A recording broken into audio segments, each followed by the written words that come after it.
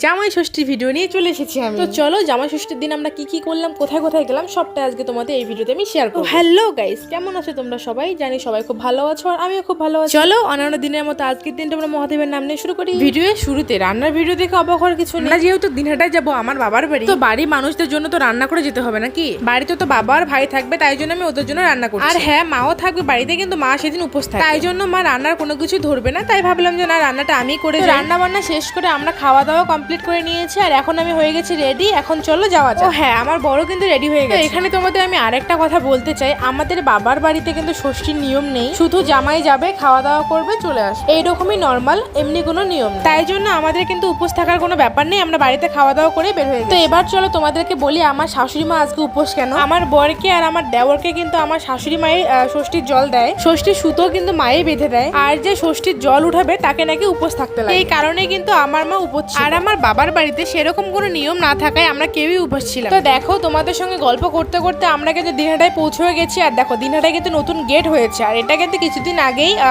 উদ্বোধন হয়েছে। দিনহাটায় ঢোকার সঙ্গে সঙ্গে আমার ফোন লক হয়ে যায়, কেননা আমার ফোনে একটুও চার্জ ছিল না, তাই আর কোনো ভিডিও করতে পারিনি।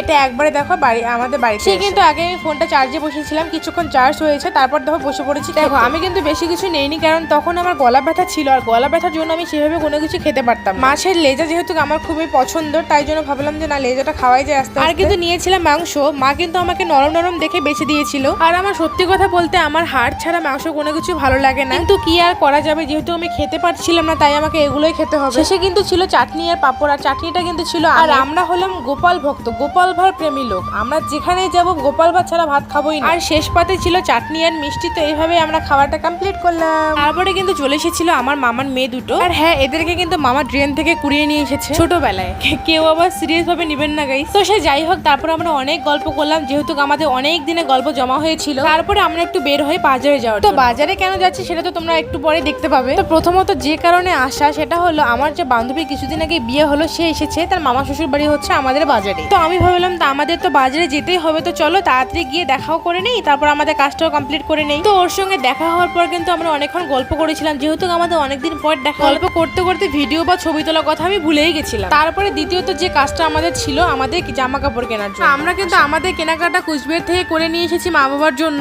আর আমাদের বাড়ি থেকে আমাদের দুজনকে যেটা দিবে সেটা কিন্তু এখনো কেনা হয়নি। মা আমাকে বলেছিল যে তুই 2 দিন আগে চলে আয়, কেনাকাটাটা করে নি। তো আমি বলেছিলাম যে তোমাকে আর যেতে হবে না, আমি ষষ্ঠীর দিন যাবো, সেদিন রাত্রিবেলা গিয়ে আমি নিয়ে আসবো। তো আর কি, যেমন কথা তেমন কাজ। তারপর বাড়িতে এসে আমার ছোট ছোট ভাই বোনগুলোর সঙ্গে কিন্তু আমরা অনেক গেমস খেলেছি, আর বাকি সব তোমাদেরকে আমি পরে ভিডিওতে শেয়ার করবো। আজকের ভিডিওটা আমি এখানেই শেষ করছি, দেখা হবে তোমাদের সঙ্গে আরো নতুন একটা সুন্দর ভিডিওতে। ততক্ষণের জন্য